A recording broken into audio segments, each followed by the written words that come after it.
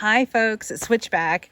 This video is all about choosing a water source when you're out in the backcountry. So if you're backpacking, if you're hiking and you need to be able to find water where you're out, this is all about finding the right place. Anytime I'm planning a backpacking trip, the water sources and the reliability of those is probably one of my top 2 or 3 things that I'm looking at. If it's an overnight, I'm not as worried about it. If it's going to be a 2 or 3 night trip, I don't want to have to carry that much water.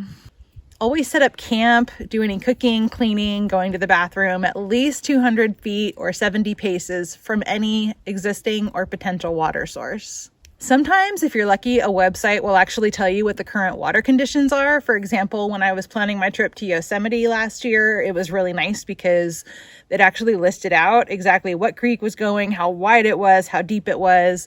That's rare. Sometimes if you go through recent comments on websites like All Trails, people will actually describe the current conditions of the water sources. This shouldn't necessarily be relied upon. The number one resource is going to be the ranger for that area, and you can find the number for them on their websites. My personal opinion is that water in the backcountry should always be treated or filtered before consumption. Never assume that just because water is clear and flowing that it's safe. It's possible that water that's coming right out of a spring or right from a very small water source is safe, but it's not a risk that I'm personally willing to take.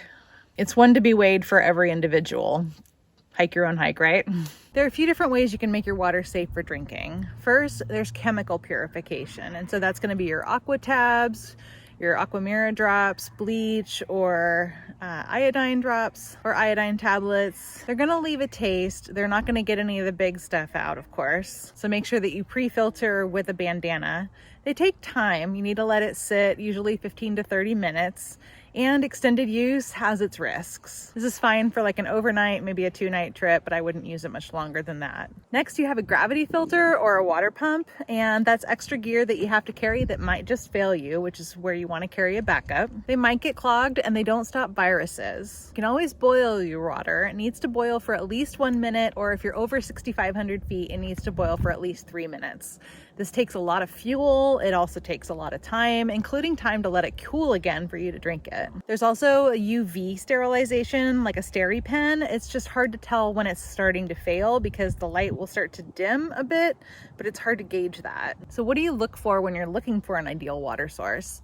Well, look for something that is as close to the original source as humanly possible. So a spring or a very small creek. Small, clear, flowing sources of water are best. If a creek is crossing a trail, try to use the side that's above the trail, not below the trail. Try to avoid stirring up sediment at the bottom of whatever water source you're using. And if there is a lot of sediment and you can pre-filter it with a bandana, but if there's still a lot of sediment, you can let it sit and then filter the stuff that's on the top. A few water sources that tend to be more contaminated, well, larger rivers like this, anything that's got runoff from farms or ranches, any kind of agriculture from roads, anything downstream from a campground, anywhere where there's large game or beaver dams, anything downstream from cattle grazing, and that can be on public lands, anywhere that you don't know for sure that there isn't a carcass upstream. In general, lower elevations have more of a chance of being contaminated. Bottom line, you just can't know everything that's upstream, and this is why I like to filter everything. I hope that helps you figure out collecting water out in the backcountry on your next backpacking trip, and if you want to know how to fill your bladder without taking it out of your pack,